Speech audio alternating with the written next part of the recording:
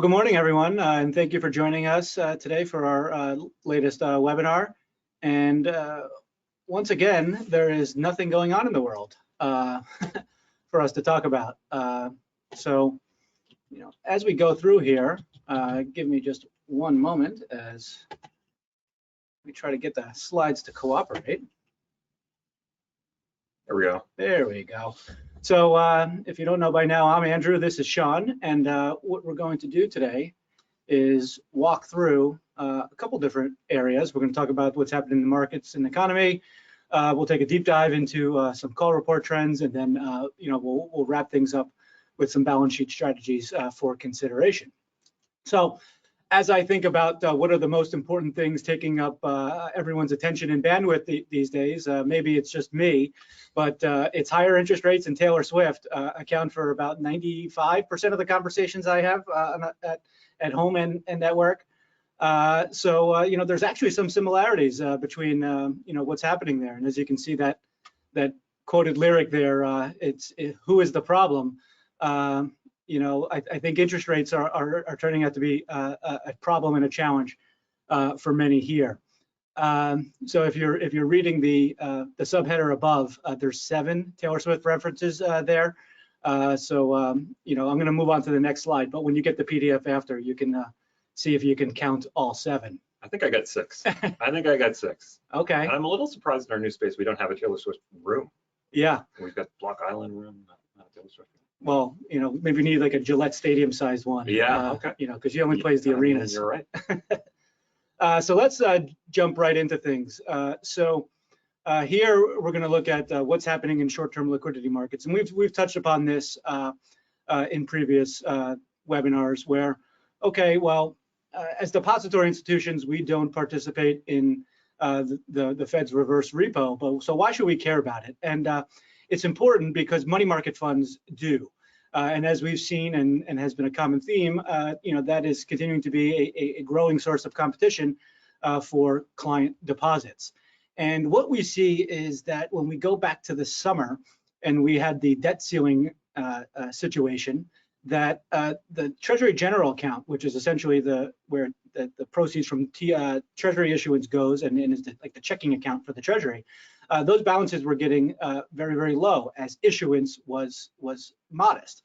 And the balances in the reverse repo program were exceptionally high. So those money market funds couldn't buy all the treasuries even if they wanted to. And there was a reason why they maybe necessarily at that time did not want to.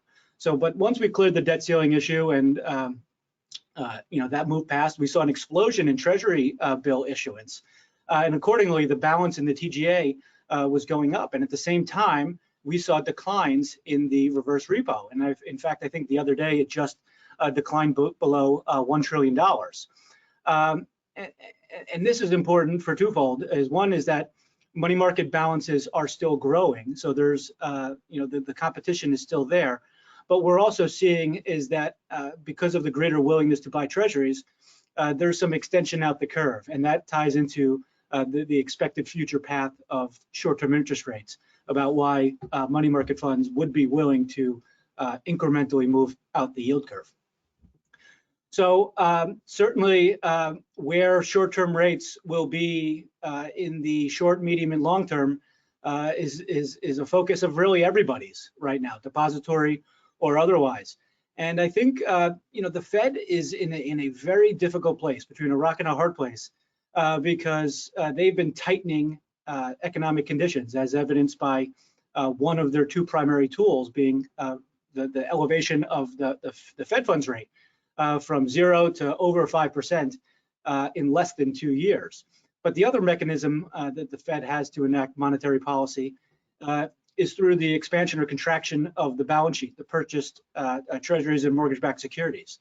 So here, the area chart is looking at what is happening with the balance sheet. And we can see the explosion from the COVID response in 2020, how they aggressively enacted a mortgage-backed security buying program. And as they began to taper and contemplate the ability, the timing of when they were going to start to raise short-term rates, they've allowed the purchases to slow and the balances to run off. But you can see that it really hasn't made much of a dent, and for a reason that many of us are familiar with is that there's not much prepay activity happening in those low coupon mortgages that are in these pools. So you have this dilemma of, should the Fed pause or start to lower interest rates? But when you look at the size of the MBS holdings, that is still in a pretty accommodative position. So I think the Fed is probably inclined to let time in the calendar do some bidding.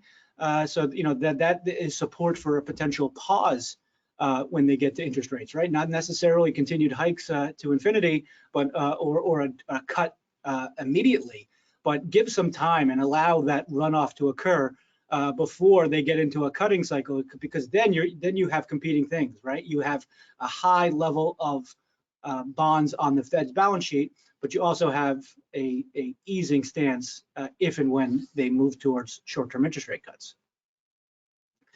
So it's been an interest rate risk and liquidity risk story over the last year and a half.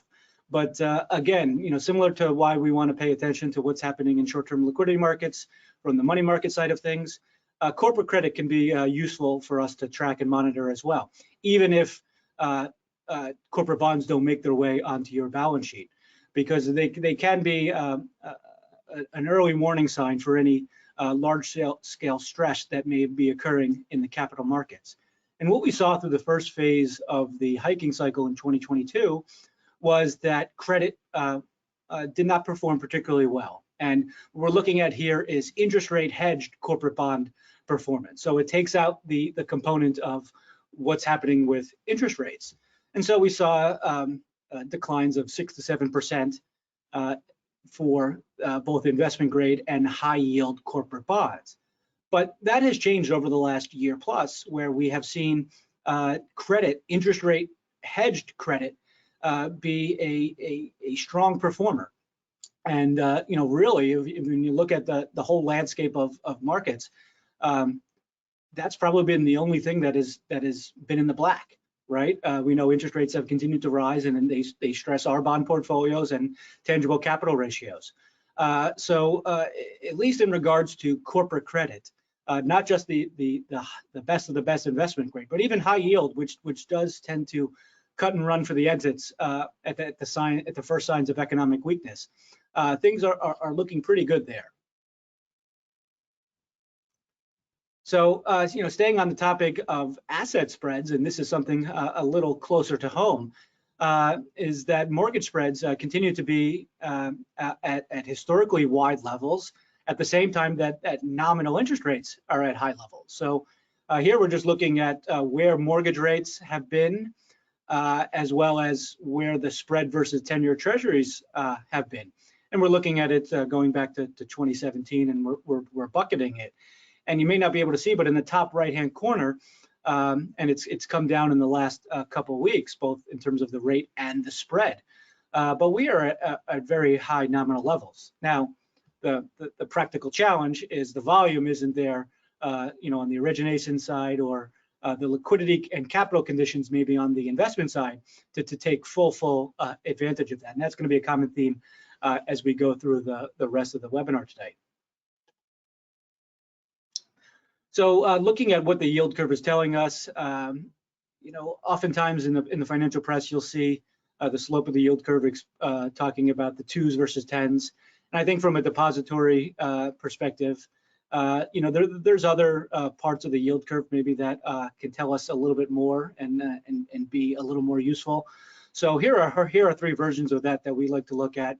One being SOFR, the overnight rate, versus the 5-year Treasury. So that gives us a good proxy for can I borrow short and can I lend long, right? And then the 3-month and the 1 year gives you a short-term perspective on where the overnight rate may be going. And the 1 year, 3 year gives you more of a medium-term look as to what is happening there. And what we've seen is that over the last few months, we've seen an inversion or a re-steepening of the yield curve here, where things aren't as deeply as inverted as they were. And the prospect of higher for longer has been seeping into markets. And you know, the bond market has been on a ripping rally, yesterday excepted, for the last couple weeks. So nominal levels, rates are down, but really when we look at the spreads haven't changed too terribly much, such that the different parts of the yield curve have more or less moved in tandem. But we still are in inverted yield curve territory. And you know, shifting from the capital market side of things, you know, looking to you know, to assess the health of our customer base, because that's going to be a big driver for you know, the core components, loans and deposits that make their way onto our balance sheet. So here is a multi-decade look at the personal savings rate, and after that extraordinary spike that we saw in 2020, where there was nowhere to spend your money, so you had nothing to do but save it. We've seen a normalization of the personal savings rate and really kind of plateaued at very, very low rates. And the thing that I'll emphasize here is that the previous low was in 2.1% at about mid-2005. Now, you know, this is a good example of one of those indicators that just because it gets to a certain level doesn't mean that the world is going to end tomorrow. If we remember back to 2005, that really the cracks in the markets, whether we're talking about equities, fixed income, the lending portfolios, from a credit perspective, really didn't start to happen until about 2 years later, right? So sometimes being early on something can be the same as being wrong. So you know, as we see this lower levels of the savings rate, which obviously in fact affects the ability for deposits to come in the door, that we may see some lingering at these soft levels for a period of time.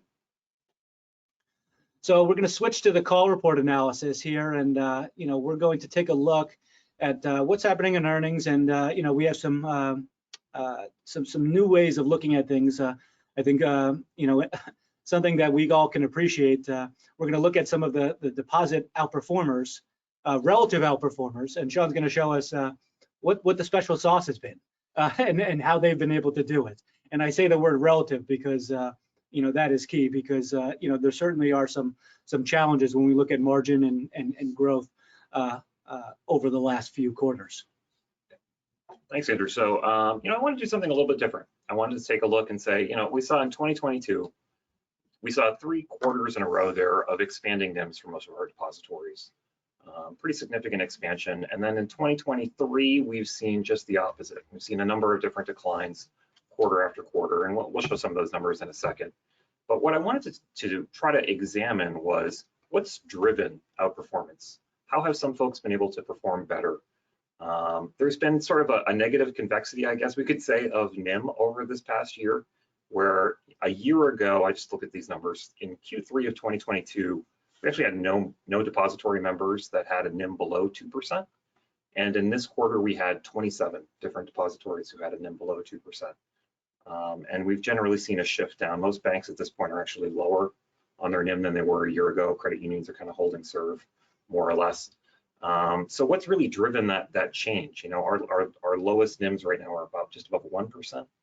The median has been shifting down. What's been the factors that have really affected NIM performance for folks? And so I tried to take a look at analysis by saying, let's regress NIM against a couple different discrete variables. So the 3 that I really wanted to take a look at were the frequency of asset repricing. Is the fact that you're more asset sensitive, allowing you to have that better NIM? Is it managing cost of funds? Is it the fact that you're a lot tighter on managing those deposit costs that's affecting the NIM?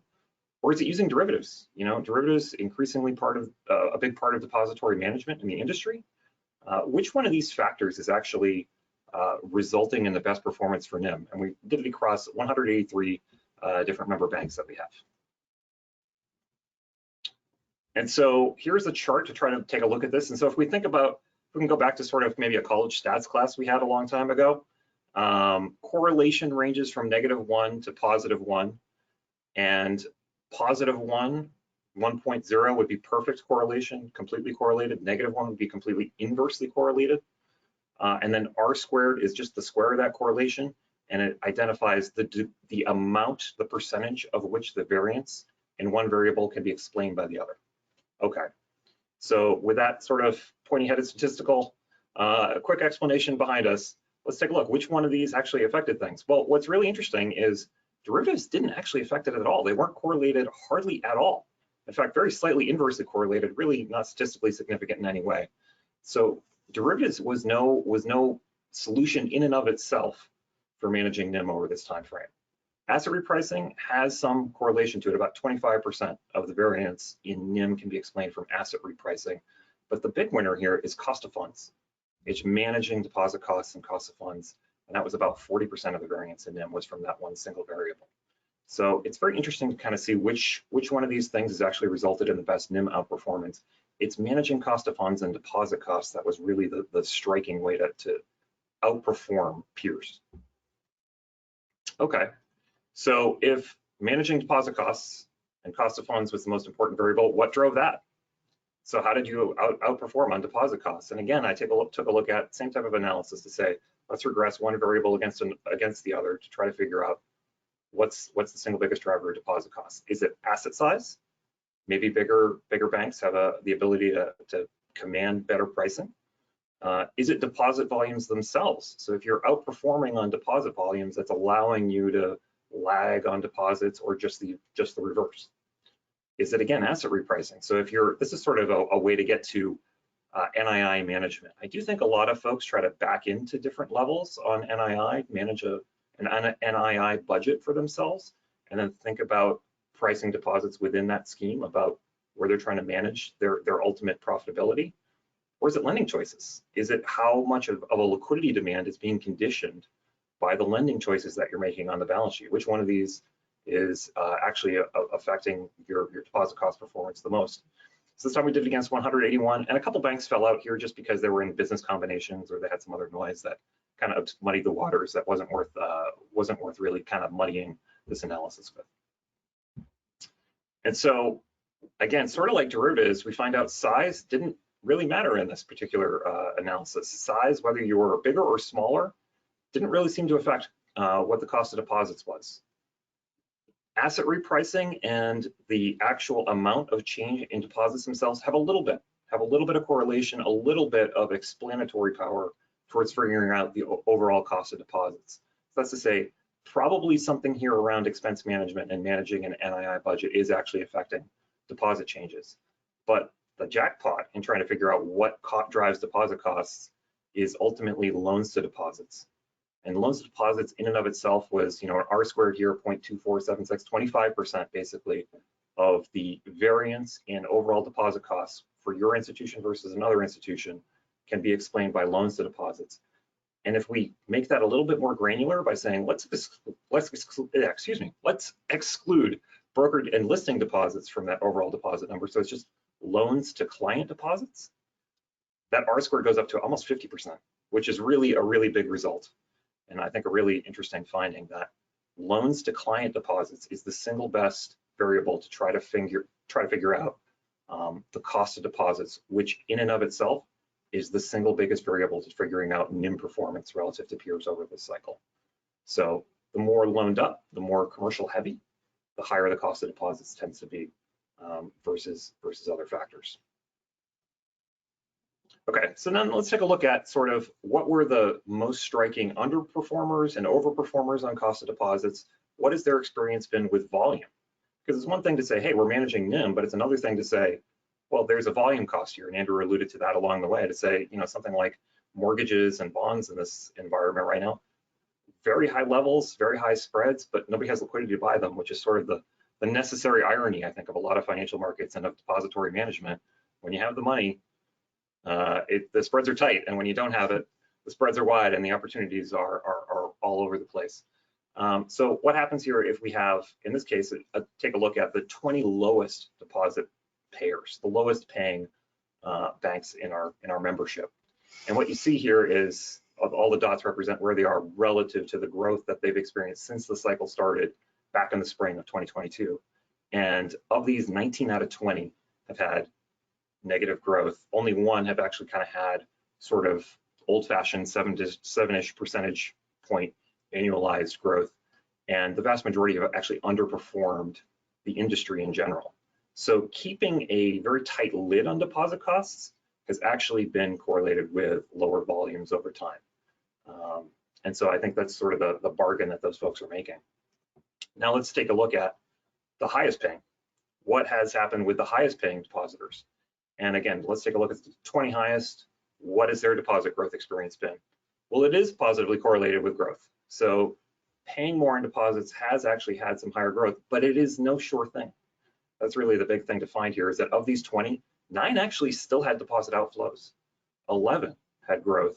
And you can see that there's a wide range of outcomes here. Some had very, very big growth, and clearly paying up on deposits resulted in big volume for them, but a lot were on the opposite side. And so I think what we see here is that if we kind of put these two slides together, keeping a really tight lid on deposit costs is almost a surefire way to actually have lower volumes. But paying up is not necessarily a solution to actually resulting in higher volumes along the way too. So keeping costs low is a sure way to kind of underperform on volume, but pricing in and of itself is not necessarily the best path towards growth. And something else to kind of think about too here is the degree to which pricing and volume are affecting one another. It's not just pricing affecting volume, it might be volume affecting pricing. That is to say, I do think a lot of folks see outflows and then price up to try to recover that. And I suspect when you look at these higher paying places, some of them are recapturing that and some of them aren't. They're losing those volumes, they try to price up and it's not coming back. They're still losing those folks. So again, paying up isn't necessarily a path towards growth. All right, let's take a look at sort of the whole spread of dispersion around them for our entire membership base. So on the left-hand side, we have banks, on the right-hand side, credit unions. And these are on the same scale, and each one of these bars represents how many institutions were within a 10 basis point range on NIM. And what you can see on the bank side relative to the credit union side is that there's a really high central tendency. That is to say, banks were much tighter this quarter than we've seen in a while. The overall performance on NIM across the membership has really moderated. We've seen very, very wide dispersion over the past year. I talked about the fact that we didn't have anybody with a NIM below 2. Now we have something like 15% of members are actually below 2. And so that dispersion of NIM this quarter started to come back together for banks in a very significant way. 75% of banks still had declining NIM. The median was -7 basis points. The average was about -4 basis points. But you see that the vast majority of folks are in that sort of tight, mid-single digit sort of NIM decline and contraction. Credit unions, a little bit of a different story. Again, still outperformed banks. That's been a consistent theme over the course of this whole cycle so far, is that credit unions on NIM have outperformed banks. Median was -3, and what you see here is it's a much flatter distribution than we see with banks. And what is that showing you? The experience across the credit unions is starting to branch out in the way we saw banks branch out earlier this year. It's starting to come into credit unions. And again, it's about 50-50, more declines in credit unions than increases, but it's a lot more spread out than banks. What drove it? So banks again on the left, credit unions on the right. And so what drove it is we see it's overwhelmingly liability rate offsetting the asset pricing, but it's not as big a change as we've seen in the last couple quarters. So in this quarter, banks on average down 4 basis points, different from the median. Again, it depends on size and the overall levels. But liability pricing up to 20 basis points for banks this quarter versus the asset pricing at about 16. Credit unions, this is the first quarter where we saw liability prices increase more for credit unions than banks. And I think the way to kind of interpret this is credit unions are starting to catch up. They're starting to pay up more. Banks have already taken a lot of the pain, so to speak. And credit unions are starting to do more of that pricing up to try to catch up in this cycle. Overall, on average, credit union NIM was only down about 1 basis point. And we're seeing that spread now that we saw in banks earlier this year start to come to credit unions, where more and more institutions are starting to separate themselves as being under or outperformers on NIM.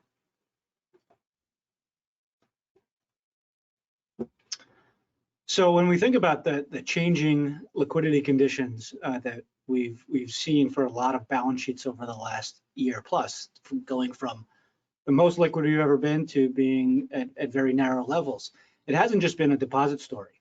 The growth in loans in the latter half of 2022 was exceptional. So on the bottom table, you can see the mid double-digit growth that credit unions and banks experience during that time. So that was right as deposit growth was plateauing and in many cases turning negative for folks. And we've settled back into a, call it mid-single-digit range right now in terms of median loan growth. But when we look at the parts up top, the very noisy and colorful charts here, we're now at a more balanced exposure when we bucket what the growth looks like. So in terms of the negative loan growth, 0 to 5%, these are all annualized numbers, by the way, 5 to 10% or greater than 10%. So when we look at the ranges between those four categories of 16 to 33% on banks, and even at a narrower range for credit unions, between 21 and 31%. That's kind of what you would expect to see, right? Some folks have a lending franchise that is their flagship, right? That they're fantastic at bringing in loans in certain types or really across the board, and they're structured to do so. Others have do a little bit better on the deposit side.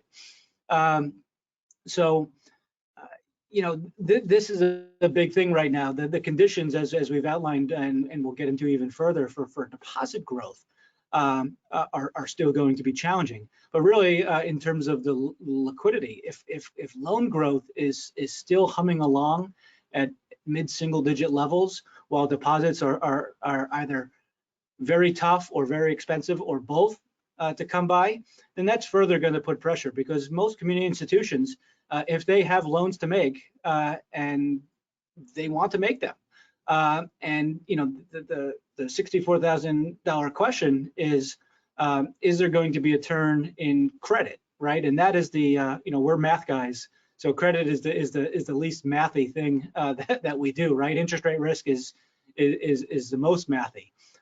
That's going to be fun for the automatic transcription there to see how they take mathy. So, as we look at think about it, we've been through multiple cycles here, right? We went from double-digit loan growth for many at the same time as deposit growth was normal, and then normalized loan growth where deposit growth was negative. Now, what if we get into a situation where loan growth is slightly negative and deposit growth is even slightly more negative, right? So it's different skill sets and different parts of the playbook that we have to tap in to when we're actively growing and have the capital to do so, or if we're retrenching a little bit, either by choice or because of client and customer demand.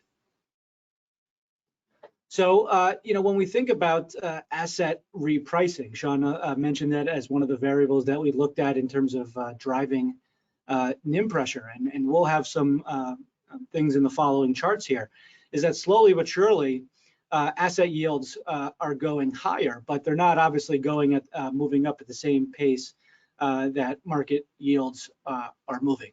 And it has to be frustrating, right? Because we see these mortgage rates in the 7%, and we see investment yields comfortably in the 6s with very, very wide spreads, and you have the flexibility to move at any part of the curve with the amount of prepay protection that you want. But you're kind of handcuffed. You're not in this position of being able to say, hey, we would love to start putting on more 6 and 7% assets versus the legacy 2 and 3 and 4%, and gradually pull the portfolio's yield up. But it can be tricky. So here we're comparing what happened quarter over quarter, 9/30 versus 6/30, as well as 9/30/23 versus March of 2022. So call that the start of the rising rate cycle. And as you might expect, the move in portfolio yields has paled in comparison to what has happened for those market rates. So the payoff and the lack of prepayments has certainly been the driver there. Interesting, and this aligns with the NIM decomposition that Sean had gone through. When you look at the change in yields for loans for credit unions versus the more granular look that we have on the bank side, that the asset repricing has been a little bit better for credit unions. And I think the big contributor there is probably the auto loans, which tend to be shorter and have more principal coming back on a regular basis versus whether it's CRE or even residential loans. The other thing to call out here is the investment yield change cycle to date for credit unions has been rather exceptional, almost 200 basis points. But there's a caveat there, is that credit union investment yields were so low going into the cycle and so cash heavy and so front loaded to the front end of the curve that they're still not, they've only reached 275 approximately. So it's, think about it for your own experience. If you were sitting on high levels of cash or short-term investments in the spring of or summer of 2022, you were having a great time because you were taking those investments that were at 0 and 1% handles, and without doing much, you were able to get to 2, 3, 4%. So there is that gradual repricing effect. Again, as it says up top, slowly but surely. So back to deposit cost for a second. So this is where a lot of challenges lie right now in terms of both the path of rates, but also the cost. And I think one of the things that has to be on our radar is the potential for, even if we do see some flatlining or even a downtick in short-term rates, that I think there's still going to be pressure for short-term interest rates to rise. So really what we're focusing on here is on the left-hand side. Look at all that blank space between the 3-month T-bill yield and the yield, the rates that are being paid on credit union shares and deposits. That was another Taylor Swift reference for anybody paying attention there when I said blank space. So I paused there to just see if anybody caught that. So if we use the 3-month T-bill yield as a proxy for the incremental deposit cost, and again, everybody is well aware of this, that they're competing against treasuries and the money market complex and the institution next door who has the loan demand on fire and is willing to pay up for that 5.5% CD. So when you look at where your yields are, so the 75th percentile of high paying credit union right now is at 150. And we move over to the right hand side and look at the bank deposit cost. Certainly, as you might expect, the time deposits are the most costly right now. But even the bank in the 75th percentile is not even paying 4% on the deposit rate. And one of the great things that we have, and I've mentioned this before, is we do a lot on the analytics and the call reports, but our position in combining that with the qualitative side and the conversations we have with all of you is that nobody's having a great time or having a great experience on the deposit promotions. That the ones who are paying high rates, they admit that cannibalization is really eating into a lot, that there's that migration from the low-cost non-maturity deposits. And the folks who are trying to be a little bit more disciplined on the time deposit cost are still in that, say they're out there with 4% CDs, they're just not bringing in the money there. So I think there's probably more room to run in all of those categories, irrespective of where rates go in the very, very near term. So I said that word deposit migration, and here's a couple of things. So the top chart is good news. The bottom chart is not as good news. So on top, we're looking at the best deposits we have. So for banks, the non-interest bearing, and for credit union, the share drafts. And there's been a lot of talk about, we got all those surge deposits in during COVID, and now they're coming, and now they're going away. Well, what we see is that the level of non-interest bearing and share drafts hasn't gone past where they were in March of 2020. So here is a little bit of a glass half full glimmer of hope that really the bedrock of the liability side of your balance sheet, these low-cost sticky deposits, have been sticking around a little bit more. Looking towards the bottom, here's where the challenges lie. So we're looking at the percentage of members who increased in these particular buckets. And the call reports are a little different. So banks segregate inside of 3 months and credit unions inside of 1 year. We've seen a big jump for who has the most exposure for the shorter CDs. Now, I don't think there's many banks out there doing 2 and 3 month CDs. We tend to see more 5, 7, 9 type offerings. But what happens is if you did a 9-month CD 7 months ago, well, now it's naturally rolling into that category. And you have this dynamic where maybe, you put that CD on at 3 or 4%, it's coming due again. And what's going to happen? That's rate sensitive money that you're going to have to price closer to the incremental rate, which is 5.5. So that shortening of the time deposit portfolio is creating pressure on NIM. Turning over to non-interest expense, we talked a lot about margin and what's going on with ALM, but non-interest expense. As we think about margin pressures coming in for a lot of people, where do we really start to see the pain? This is, a look at all of our member banks and what their non-interest expense as a percentage of assets is. And it's a little bit different than the kind of traditional efficiency ratio. A lot of people are used to looking at that efficiency ratio. But with the dispersion you see in NIM now, I think it provides less information than it used to historically. And so if we just kind of isolate it as non-interest expense as a percentage of assets, I think we get a clearer baseline for folks. And what you see is we create a classic S curve when we just plot every bank that we have. And we have folks below 1 and we have folks well above 3, but the median is 254. So 254 is kind of a big level for a lot of folks where the NIM getting to that point or below would really start to cause a lot of pressure for folks. And then if we look at credit unions, structurally higher going from 254 median to 303. And if you saw the shift in the curve as we went from slide to slide there, the overall book is a lot higher for credit unions and structurally a higher cost of funds. What's interesting, and I kind of lighted over this on the banks, but on the credit union side, we see it here. Size again is not correlated really ultimately to what that non-interest expense is. You might reasonably say, hey, big banks have economies of scale, bigger credit unions have some economies of scale, maybe there's an opportunity there. Well, if we just bloodlessly, regress the two variables against each other, we find out there isn't. And in fact, in credit unions, there's a very slight inverse correlation that the bigger credit unions actually have more expense. Expense management here is something else that's probably going to come into focus for a lot of people.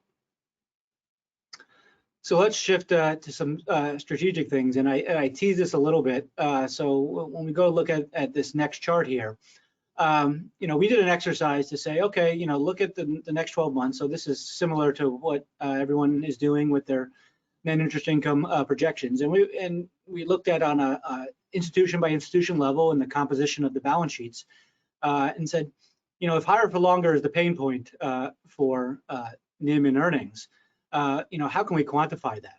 So the dashed lines are the potential asset repricing. So we're assuming some levels of runoff on the various portfolios and replacements at market yields, and the same thing on the deposit side.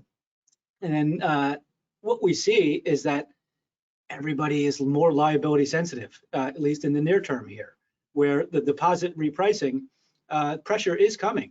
And to the point where the median is 82 basis points for banks and 121 for credit unions, and the asset repricing potential is a fraction of that.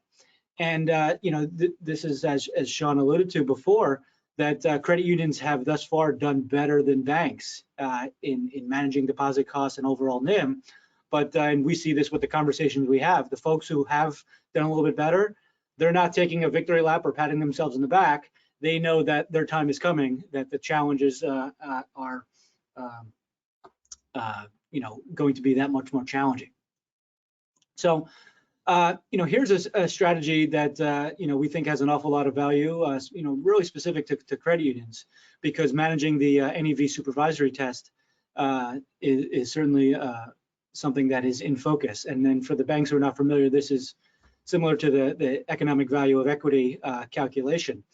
And so I won't go into the whole detail because I know it makes us a little frustrated in terms of the standardized premiums on the non-maturity deposits in the rate shock scenarios. But one of our advanced solutions that is tailor-made for this type of scenario is our member option. So in this example, a 10-year, one-time member option allows you to get the liability duration benefits of that 10-year, which is going to be very NEV test friendly. But by incorporating that option that you own and you have the ability to prepay that advance at the 1-year mark, that you don't have to carry that for the full duration of 10 years, right? You're getting through this first year, getting that interest rate protection of the 10-year because you own the option. and then paying it off. Maybe you have some asset repayments. Maybe you have an expectation that deposit growth is going to be a little bit better as we roll forward the calendar. And then so you can see on the bottom table here, we just did a little analysis in the difference in the post-shock capital ratio as compared to those standardized premiums of 96 for the non-maturity deposits, and what that does to the capital ratios. And we can see that you're talking 16 basis points if you were to do 1% of assets, and 48 basis points at a 5% asset level. And compare that to even the 5-year classic, where we have seen a lot of long-term borrowings. The NEV benefits are considerably more using this product without the obligations for years 2 through 5, right? So you still retain that flexibility, and then it blows away the 1-month classic and even the 1-year classic, which actually is worse for the NEV calculation than the deposit. So margin relief, that's been a common theme. We've talked about this before. The HOB option advance is a very popular advance, continues to be so, for the ability to get some interest rate savings. And there's a couple of use cases here on the right-hand side, whether it's remaining disciplined on the marginal cost of funds, funding those assets that have less prepayment risk, if you are in the position where you can take advantage of investment spreads.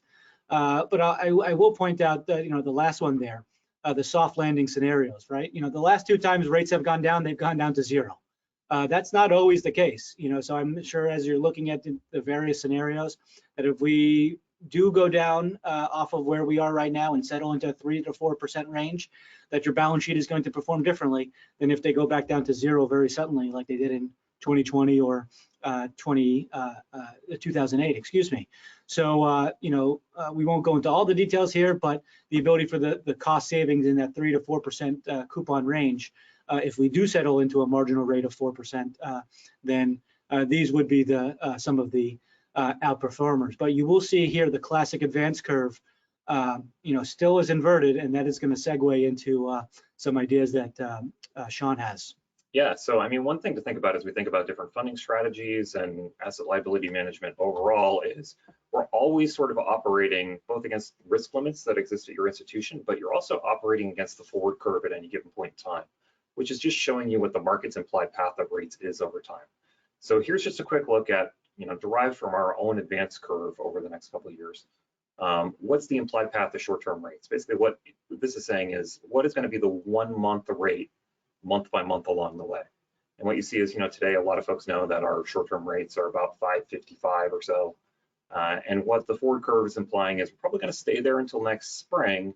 And then you start to see the possibility of cuts coming in sort of in the summer and Q3 of 2024 and continuing slowly, gradually into 2025. And a way maybe to think about this is not necessarily that there's going to be cuts every time along the way, but the odds of the cuts are increasing all along the way.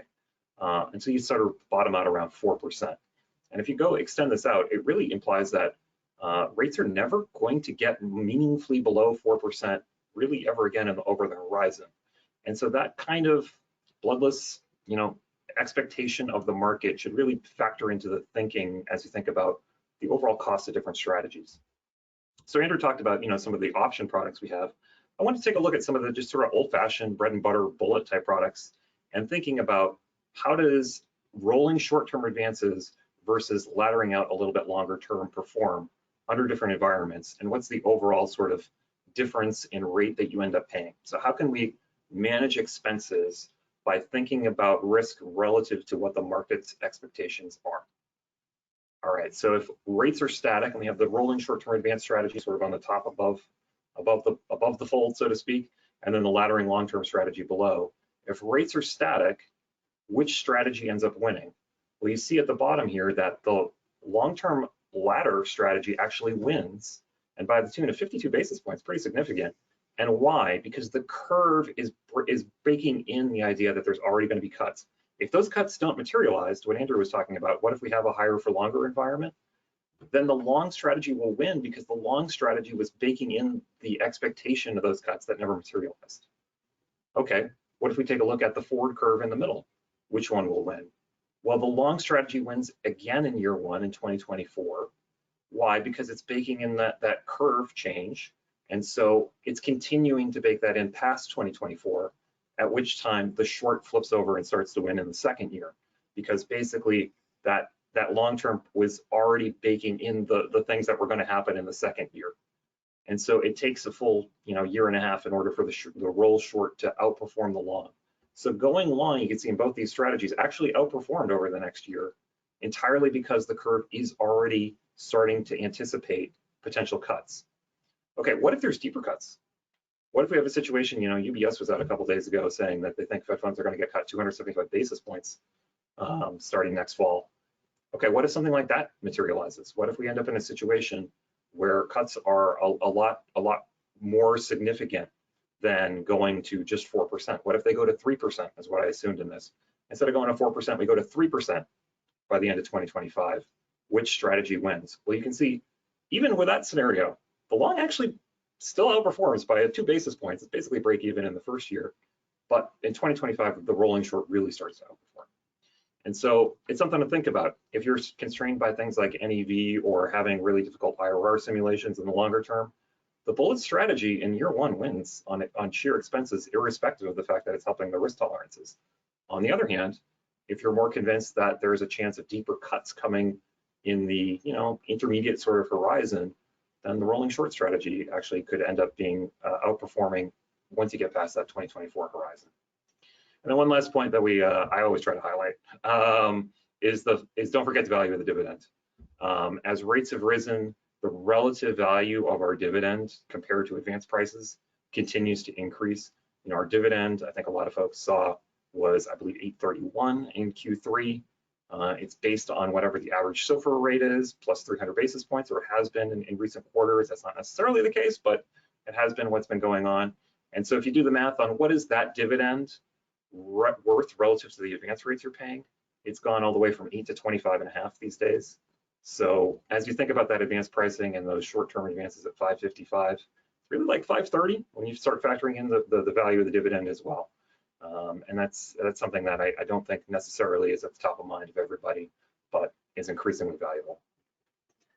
So before we wrap things up, there was one question in the queue that I wanted to address, asking about some of the deposit analytics in relation to any mergers that have occurred.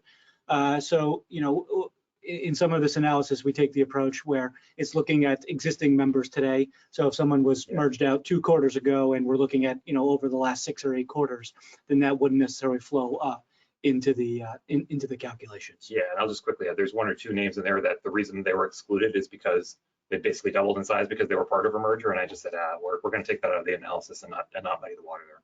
Yeah. So. All right, well, that brings us to the end. Again, hopefully everyone appreciated our walk through what's happening in the industry. And as always, if there's any questions or anything that we can be supportive for you with, please reach out, and we're happy to do what we can. Thank you, everyone, and have a great rest of your day.